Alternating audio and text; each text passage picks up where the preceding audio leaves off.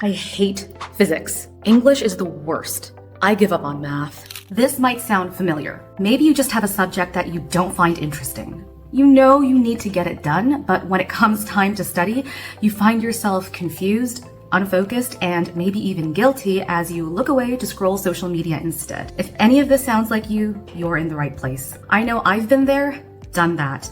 But what if instead you could turn your worst subject into your best?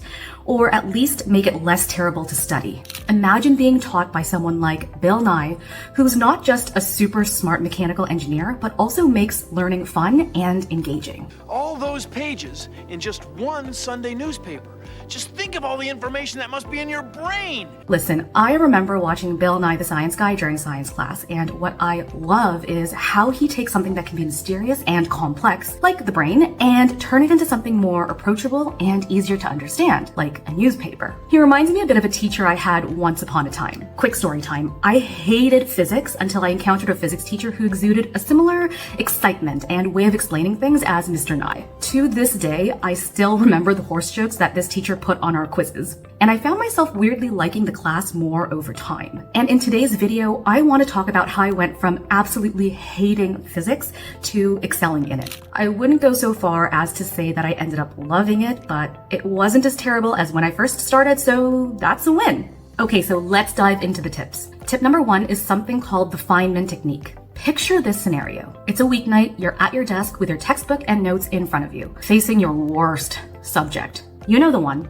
You find yourself feeling sleepy, disengaged, and wondering what's the point of learning all of this.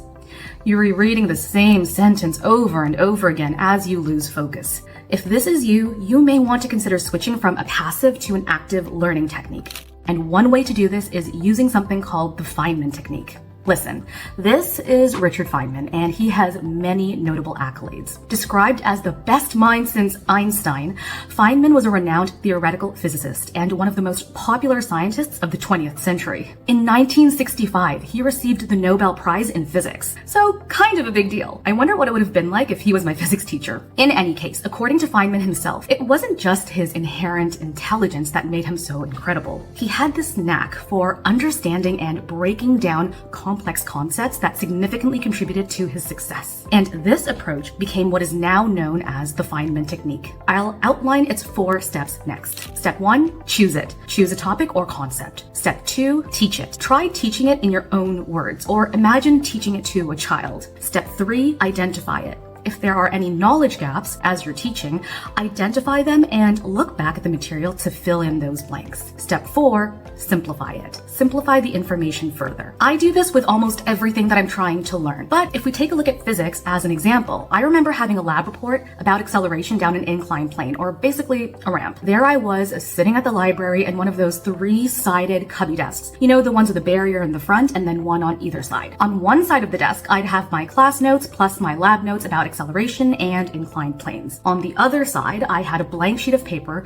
where I drew out the different forces at play and the calculations involved to calculate the desired figures. And I would just explain it to myself as I went, looking a bit like a crazy person in the process because I tend to be very animated when I speak, so I'm going all in with my hands and my facial expressions. I'd then check on my notes to see if I've missed anything, fill in those gaps, simplify, and then keep going with the process until I fully understood it. Now, what makes the Feynman Technique so effective? I'll present 2 key reasons. First, it requires active learning. With this technique, you can't just passively skim or highlight ideas, assume you know it, and then move on. To teach a concept, you have to actively think about it and then consider how you would organize information to explain it in a way that flows smoothly. Second, it promotes understanding instead of superficial memorization. Instead of rote memorization, the Feynman Technique challenges us to prove that we indeed understand what we're learning about. Now, maybe you want to make the process of studying more fun. What can you do? Next, let's talk about checkpoints and bosses. I'll take learning tips for 500. You've probably heard of this popular game show which first aired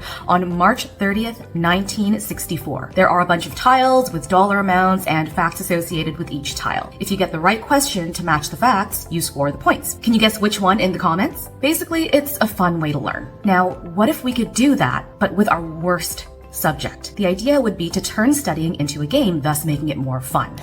And what's cool is that research has shown that gamified learning can increase academic performance and engagement. How cool is that? So if that's the case, how can we apply this to a subject that we just don't like or don't want to study? Well, there's more than one way to gamify learning. One way I do this with my own learning is with checkpoints and bosses. For example, say that I have pages of class notes to study. The notes might be organized into units, chapters, and subsections within chapters that have headings and details. Pretty standard. I could set a checkpoint goal for every 3 subsections and a boss goal then for every chapter. Every time I hit a checkpoint goal, I might give myself a certain number of points, with more points being awarded after hitting a boss goal. After reaching a certain number of points, I could then reward myself. For me, that could be a stroll around the library while listening to my current favorite song or maybe watching a funny clip. This technique also applies to solving practice problems or writing a report. Set milestones and assign a point system after hitting a specific milestone. Then designate rewards for reaching preset point values. And again, there's definitely more than one way to do this. For example, you might try turning your questions into a Jeopardy game if that's your thing. But for me,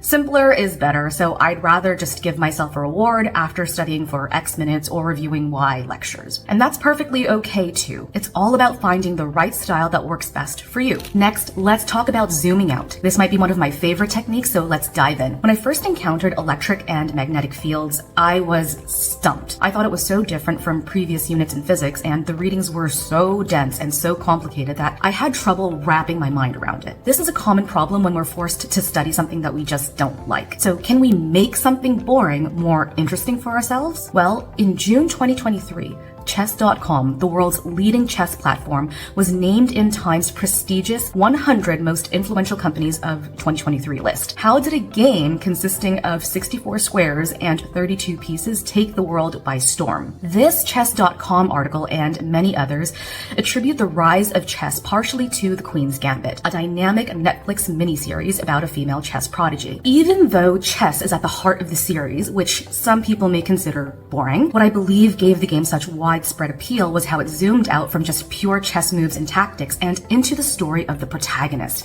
which allowed viewers to relate to its themes of loss and overcoming adversity, among others. Why do I mention all of this? This is the same effect that we want when it comes to our worst subject. Zoom out and then find ways to make it more relevant and capture our interest. So first, what I suggest is find ways to apply your worst subject to your life. If we use the example of electric and magnetic fields, I could find examples of how electric and magnetic fields show up in daily life. Next, we can also try to find real-world recent applications that grab our interest. So using the same example, I could find recent discoveries or intriguing news about electric and magnetic fields. That might be enough to spark my interest in the topic, making it much easier to dive into the nitty-gritty details. By zooming out and figuring out why this is relevant or interesting, we can hopefully drive interest. I hope you found these tips helpful. If you did, but still want to learn more about ways to stop procrastinating, check out this video next. And as always, if you give this video a like, it lets me know what to make more of so I can keep making content that's hopefully helpful and fun to watch. Thanks so much for watching. Until next time, bye!